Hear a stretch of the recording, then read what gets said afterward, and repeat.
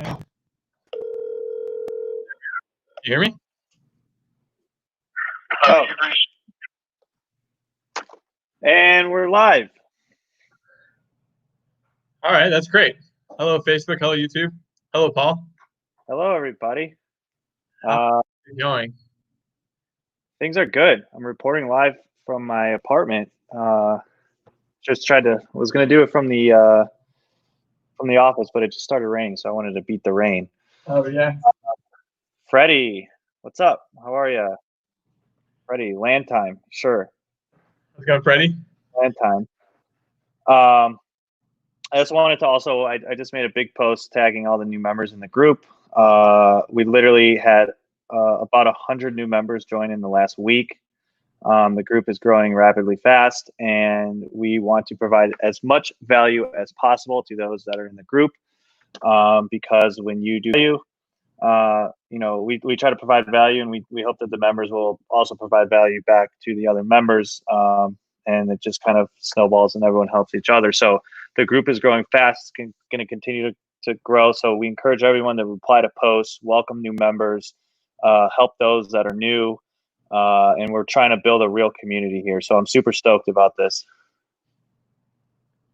Great. Yeah, no, I agree. The group is exciting. Glad to see all these new members, and yeah, it's exciting to start to grow a community. So all good stuff coming from our end. Yeah, I mean, we're about to hit 500 members probably by tomorrow. So yeah, it looks like we're getting people to slowly trickle in here. So today, we kind of talked about this before, but we're gonna special talk about it today. How we got started, our first deals, and I think we should actually just take a step back and talk about how we found out about the land investing niche and go from there. I think that would be a good way to kind of start this off. What do you think? Yeah, no, I think so. And I think last time we did talk about my first deal. So maybe this time we could talk about your first deal and kind of, I mean, you came at it from a different perspective with different business experience. But yeah, I mean, do you want me to go into how I found the land niche or? Yeah, definitely. And then also, guys, if you have questions, you want to talk about stuff, put it in the comments, and we'll address anything you guys want to talk about as well. This is kind of also like a freestyle session. Yeah. So Freddie, if you got any questions, feel free to chime in. Happy to answer anything that's on your mind. But the way I found out about the niche is, well, I was looking into getting into real estate, and I knew that I was going to do something in real estate. I just didn't know what. I was in finance and just trying to find ways in which I could earn a full-time income outside of finance, and get out of the corporate world. Was really the corporate structure that dissuaded me. So I was browsing niches and looking at niches in real estate. And so I eventually determined that house flipping, house wholesaling were the two niches that you could do full time and get an active income. And eventually stumbled upon land investing, and then found out that it's basically the same kind of fundamentally the same niche as house wholesaling. But better in almost every single way. So I heard about it on a podcast, and it was really the fundamentals, the margins, the lack of competition, and the ability to do it from anywhere in the country. And you can choose the best markets in the country. That's what persuaded me. So I know I've talked about that a bunch in a number of different lives, podcasts, whatever. Yeah, wait, sorry, Willie, sorry to interrupt here. I want to make sure I'm on our page. We have people asking how to see the live. I'm on our group page, and I don't see our live feed. Are you able to see it? I just want to confirm before we keep diving into it. Can you check on your news feed really quick? We are not in the land flipping formula. So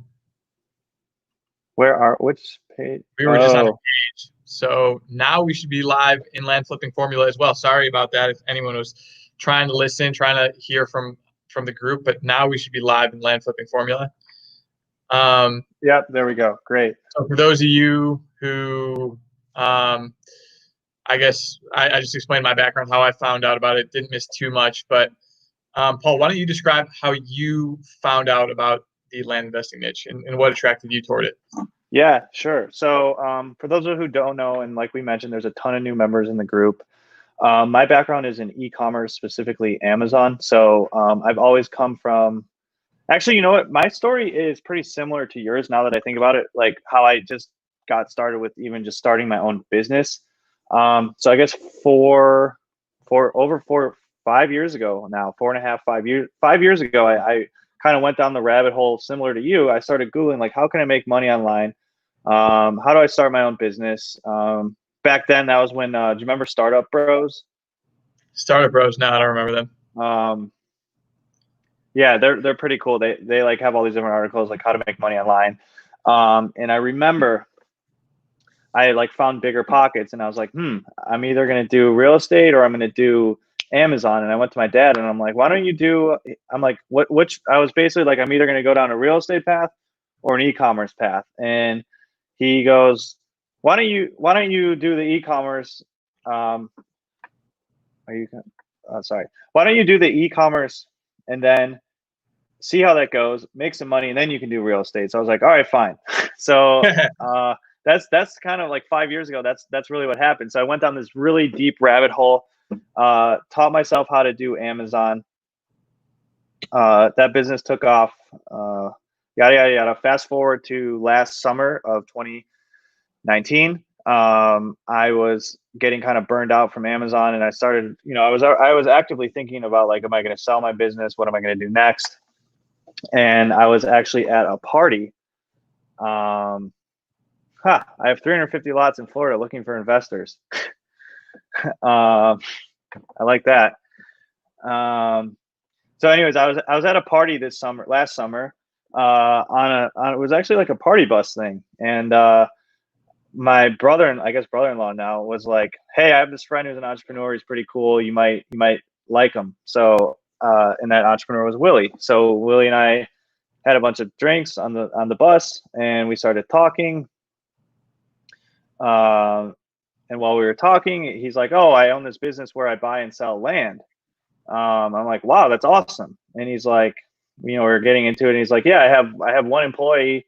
I'll probably make at least $1 million this year.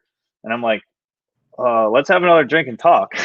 And we started talking, and he started talking about his business, and he started talking about, like, well, I have this real estate business where I can do it from behind a computer and scale it. And I don't have to, have a bunch of employees. I don't have to do any due diligence. He's like, I've never even visited one of my properties, and I've done hundreds of deals already. And I'm like, I need to figure out what's going on here. So long story short, I found out about the land investing business from Willie, because I just happened to meet him at a party, and now we're building a massive company, and the rest is history, I guess. It's kind of a crazy story how being introduced to one person can change your life. Yeah, it is pretty wild. I'm trying to think. 12 months ago, what was I doing? That was July. I think we went skydiving just about 1 year ago. I actually have the card right here. So the first time me and Willie hung out after this party, I was like, let's do something crazy. Let's go skydiving. And that was like the first time we hung out outside of the party. Yeah, it's pretty wild first time. And then, we went from there. Here it is. Skydive. Yeah, you did it. I don't have a date on here, but I think it literally about a year ago is when we went skydiving. Yeah, it was about a year ago. But why don't we, I guess the topic was talking about our first deal. So why don't you talk about your first deal, since last time we talked about my first deal? On the buy came at side it differently. We got like aggressive real fast. Yeah, so I actually don't specifically remember the very first deal that we did. Because what happened was, this is actually what happened. So when me and Willie joined up, or Willie and I joined up, we decided, okay, we're not just going to start selling property. We're going to build up our inventory to a certain dollar. What was it? Build up to $1 million of inventory, or what was the number? Yeah, it was to build up within 6 months to build up to $1 million in inventory was the goal. No, but what was the dollar amount that we wanted to build up to before we posted our first property? We were like, we want to basically build up to a certain amount of inventory, and then we're going to start selling. I can't remember. I can't remember either, but it was basically, we did things a little differently. We didn't just say, okay, we're going to buy a property, sell it, buy another property. We were extremely calculated with how we launched our business. And so the way we launched it is we chose an area and we purchased, I don't know, 20, 30, 40 lots, at least 50, maybe 50 lots. We bought a lot. I can't remember. It was like basically we bought 30 to 50 properties in one specific area, and so the inventory was super built up. And once we had all the properties, then we listed them for sale. I think we had like a half-assed website, and we didn't spend anything on marketing. Yeah, I mean, it took a while for us to get the right website, the website up and running, so that was part of the issue. Yeah, but we wanted to basically, our strategy was different. We built up a bunch of inventory, and we basically coined ourselves as the people who have the best selection in a specific area. And then we had a bunch of properties for sale, and then we put them up for sale. And I want to say, was the first deal the one where they met them out on the they met basically with Judith and the other guy all day? No, that was a second deal, right? It was Mike. Mike I don't E. you remember? Yeah. Mike E. Yeah, he's still paying, right? Yeah, he's still paying. Yeah. Yeah. So Mike E was our very first deal. I vividly remember our second deal though, because we were on the phone. Yeah, why all don't you day. talk about the second deal and how big of a struggle it was? Because that was more memorable for me. The first one was like, all right, sold, done. That was just Facebook Market. Was David with us? Yeah, David had already started. Yeah, the very first deal I don't really remember because it just kind of like happened. The second deal though, it was like an all-day ordeal. This woman was like, okay, I'm going out with her husband. She's like, I'm gonna go out to the lot.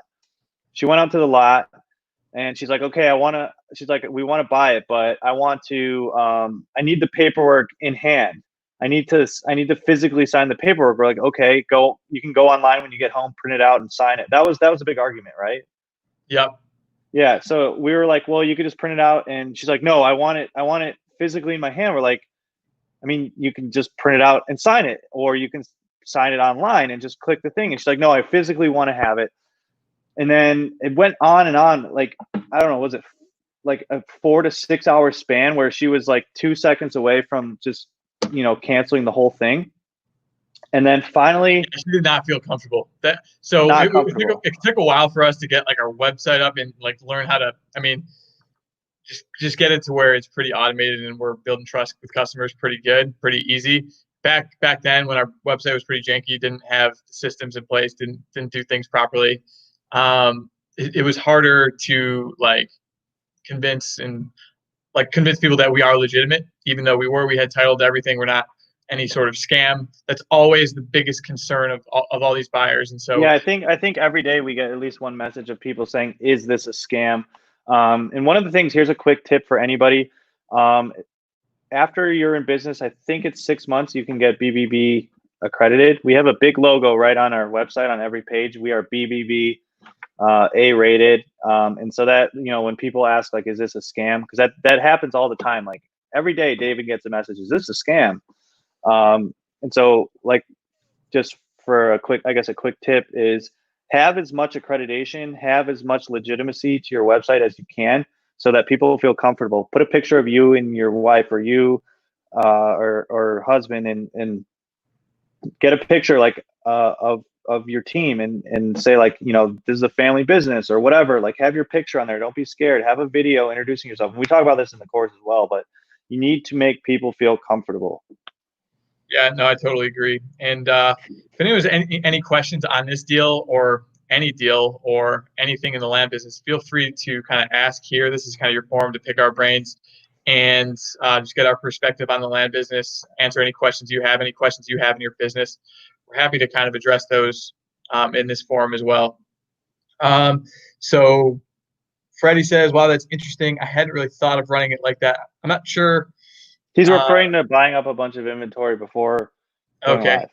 Yeah, no, I think it's good to, I mean, when you get started, you don't know if things are going to sell. I've been doing this for over 3 years, almost 3.5 years. Everything's going to sell. I mean, at the time I met Paul, I knew this, like everything's going to sell. I'm not worried about it. Buy inventory. I had sent out a bunch of mailers without even like running anything by you. And I was like, buy, pass, buy. And then we just started closing deals. And, it was mad chaos, but I think it's not a bad idea to just build up your inventory and then get your website running after the fact. I mean, you just kind of we always talk about building the plane as we fly, so that's kind of what we're doing. Facebook user, I'm not sure if I look at my phone, can I see who it is? It says Danny Johnson. Danny Johnson. Was your website under the same name as Land Investing Pros, or did you launch your site under the Spur of the Moment brand? So our website is under a different brand. Land Investing Pros is It's our course. Is the course. So I wouldn't overthink your website as you're getting started. Just kind of come up with a name that makes sense, a little maybe that catches the attention of someone and they can easily remember it, and put that as your website and run with it. This is who is this? This is what's the next question? Oh, wait. What is buyer's list and how do you sell to Aaron Perez? Great question. Paul, you want to take that one? Sure.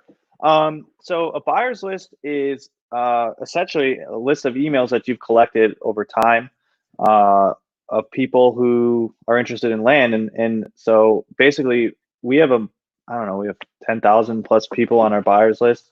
But basically when we have a new property, or when you have a new property, it's a way to market to an audience. So it's really important to build a buyer's list. And I would say that we're one of the few communities that we focus on the marketing and building your list of people, because ultimately your list is where you're going to make your money. So the buyer's list is basically your email list. And depending either REI conversion or using Carrot, those websites are specifically built to capture email addresses. And so as you're building up your buyer's list, you can send out an email like, hey, we have a new property, check it out. And you instantly have eyeballs on your property and then you're going to sell stuff faster. So the buyer's list is so important. And I feel like no one's talking about it enough. I don't know, Willie, why don't you kind of talk about, before we joined up, you had like a okay website. It wasn't like the best website. You sold a ton of properties. It was because of your buyer's list. Yeah, I have no issue with the website I had. And the only thing that the website needed to do is capture email addresses. That's the only you didn't care. You didn't care what it looked like. You had like, didn't care at all. As long as the listings are okay. I mean, it has all the information. Great. It kind of look. I mean, didn't matter what it looked like. The only thing that mattered is that it captured email addresses. Great. And then because it captured email addresses, great. I marketed to my buyers list and sold, the majority of properties to my buyers list. And so say we've sold in the last 6 months. This year we've sold, call it 250 properties. How many of those? Like if we didn't have a website and we didn't have a buyer's list, how many properties do you think we would have sold? Not many. I mean, we would have sold some, but we definitely maybe 20, 30 properties. If you don't have a website, you don't have a brand, you don't have a buyer's list, you might as well just do it the old school way. I know I forget the name of their company, but they started in the 90s and they took out an ad in a newspaper. You might as well advertise in the newspaper and have good luck. Yeah, I mean, honestly, if we didn't have a website and we didn't have a buyer's list, I don't think you're crazy. I think we would have sold under 50, even with the same kind of level of inventory. It's just so much harder. So from the way we run this, a website helps a ton as you're getting started. You don't need one, so don't let a website freak you out. But as you start to grow, and if you want to grow and scale, I just highly recommend getting a site that captures an email, and then just focus on marketing to that buyers list. Start building an email list. I think that's super helpful. Here's Freddie again. Well, I think this is a good way for you to. I think you can just talk through like what you set up with Carrot. This is like, it's very simple with Carrot or REI. Yeah. So I had a Investor Carrot website for about 2 years. Up until I met Paul, I had an Investor Carrot website, and it works great. That's the website I was talking about. It looks fine. There's nothing wrong with it. Nothing crazy special about it. What it does really well is it captures emails. So your site, did it have properties listed through it, or was it just a site that one page capturing? So it wasn't a squeeze page, is what you're referring to. You're referring to like driving traffic to a squeeze page, and honestly, that would be better than nothing. So you could set up a squeeze page, but it pretty much is a squeeze page. That the thank you page is the property page.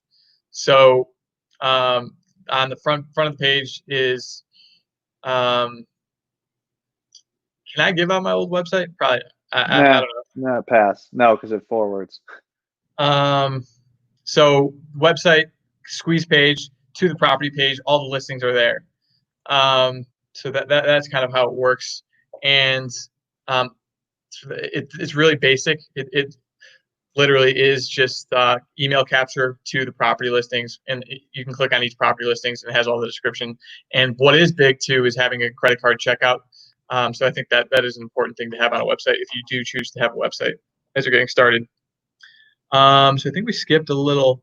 Some of them were kind of not relevant, so I wanted to just stay on This one's topic. pretty relevant. That's deep. How do you sell successfully? Follow the data.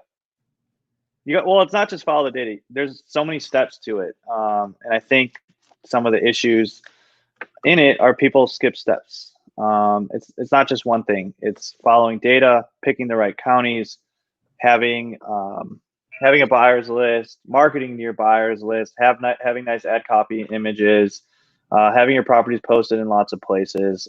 So really, there's not just one answer of how you sell successfully. There's tons of things that go into it, and when you put it all together, aka create a formula, it'll all come together. Here's Jim.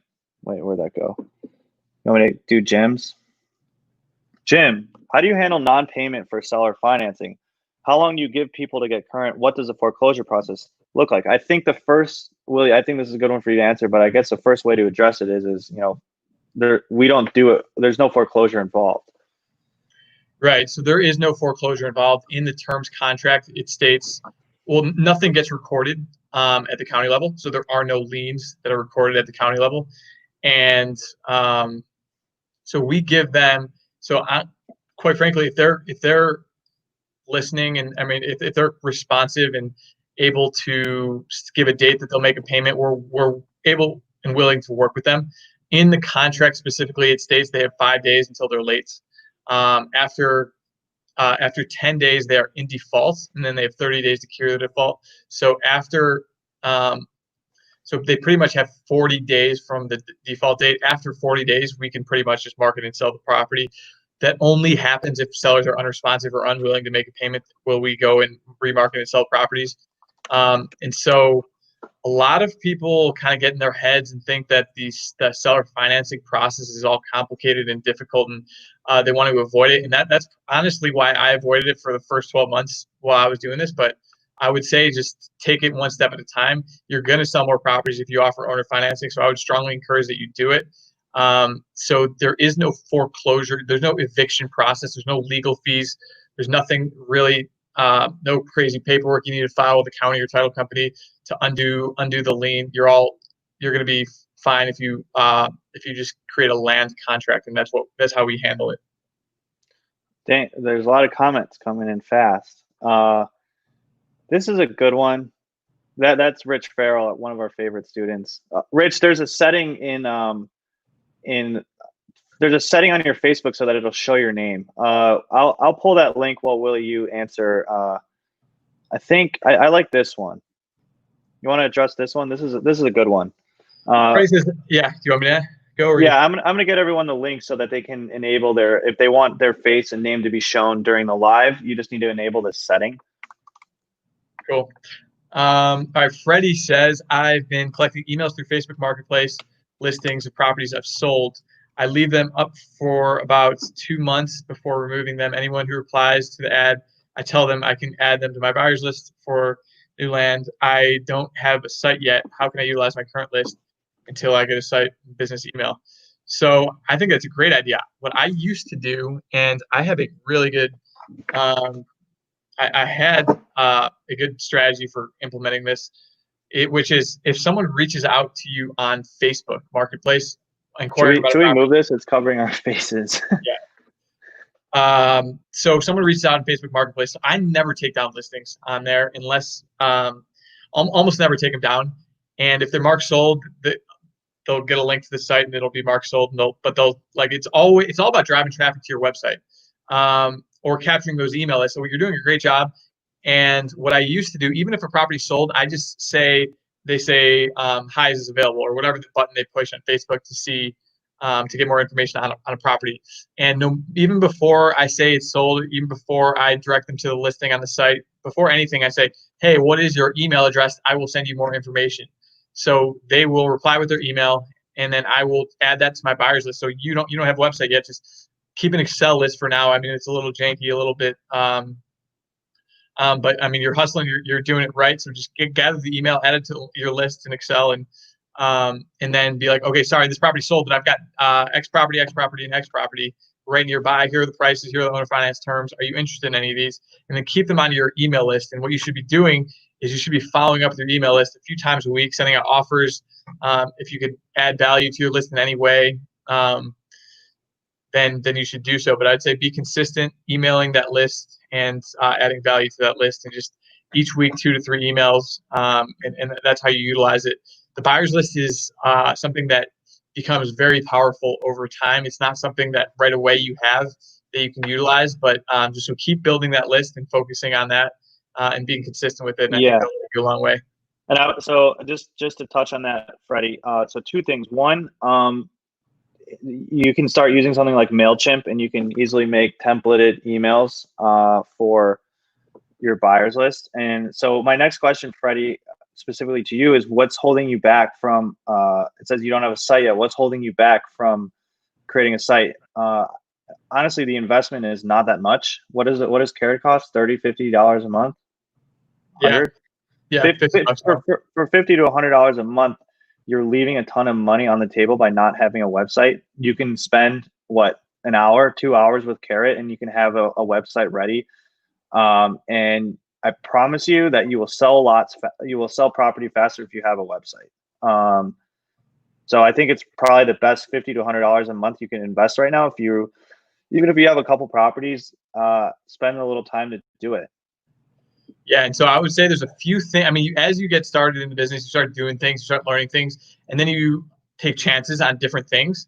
And I think that's like what you should be like as an entrepreneur. You should be taking like a lot of small risks, and you're going to find that some of those small risks are going to have huge dividends.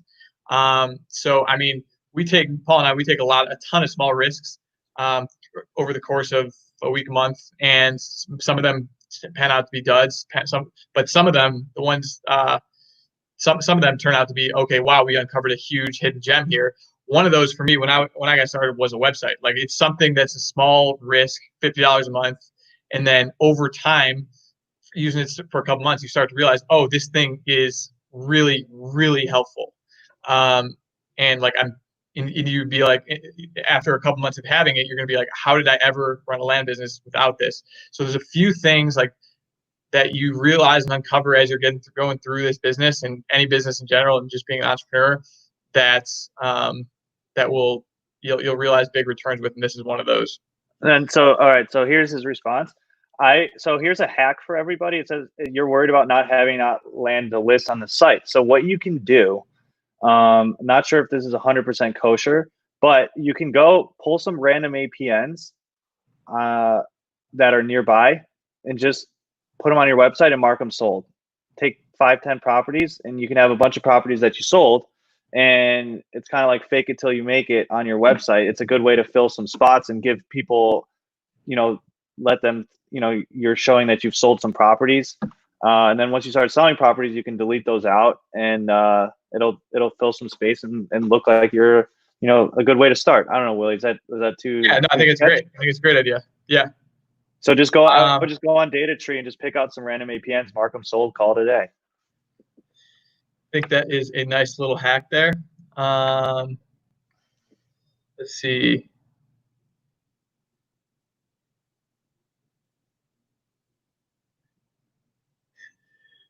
This one. What if there's a global currency? That's Ezekiel. Oh, this is Ezekiel. What if there's global currency reset? Currency reset next year, and people are unable to make land payments. So this is something that is extremely. I think we should do this is what I think. I think we should have a full live talking about recessionary environments, and I think that's a whole nother live, and there's a lot to talk about. What do you think? I think, I agree with that. Let me just answer it quickly. I think this is a concern that people might have as they're getting started, and there's a million different fears rational, irrational. This one, in my view, is like if you have a note portfolio, unless the world ends, like there's just bombs exploding in every continent on the planet, like people are still going to be making payments. And if 100% of your note portfolio stops making payments, then there probably is like World War III happening, and you're not going to care if you're getting your land payments because you're going to need to fight for survival. That literally is the only circumstance that I see that this happens, and it's a fear that you have and you're worried about. But it's after doing this for several years, people make payments, and they will continue to make payments. They don't want to lose their property, and so I would say it is a concern. I had this concern as I got started, but I think as you start doing this in practice, you realize that people are going to make payments, and even in a recessionary environment, which we're in, people, like everyone's making payments. We don't really have any issues, and so I think that's kind of how I would quickly answer that. Let's just take a couple more here, and what do you think? Yeah, no, I think that's a good idea. So let's see. Whose do you want to take? Who's this Facebook user? This Facebook user is. So the question is, okay, on your first Promise Cheney. You said you bought. Was that cash expenditure close first, or did you secure those on option contracts? So we closed it on cash. So I've been doing this for a little while, so I had some cash. But as you're getting started, you might not have all that cash. So there's a few different options for you. Yes, you could do it on option contracts, and you could just have your diligence period built in for about 6 months, and then have that contract. And then once you find a buyer, then close quickly on that contract. So that's one way of doing it. Alternatively, you can find some investor cash, someone who's looking to get a return on their cash. You spend money on marketing, so you send out mail, and then you find a deal, and then you get the investor to fund that deal, and you split profits 50-50. That's another way to get started if you're low on cash. So I think that's kind of and the third option is to just buy cheap lots. And so we recommend like the minimum that we're willing to. We suggest getting started is around $5,000 in acquisition capital, maybe $6,000, $6,500 with marketing expense. Total. So if you have $5,000 in acquisition capital, you could buy 10 lots at $500. So you just got to find cheap neighborhoods where there exists demand and just hit those areas. So those are some ways. Those are 3 different ways you can get started with little capital. Let's take this one here, and I don't know. How useful do you guys believe land.com is for your business? What type of properties do you find most successful to sell on it? So I just thought of an idea. So tomorrow, actually, we are hosting our sales rep, actually, because we spend a good amount of money with land.com. And I would say we sell anywhere from 5. I mean, we have lots of channels in many places that we market. We have about 5 to 10 properties a month that we sell from right off of land.com. It's a bit pricey, but the lead quality is it's really high, really good leads.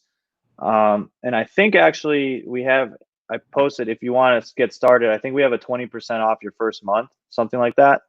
So that there's a promo code you can use. But long story short, those guys are actually coming to our office tomorrow to meet with us.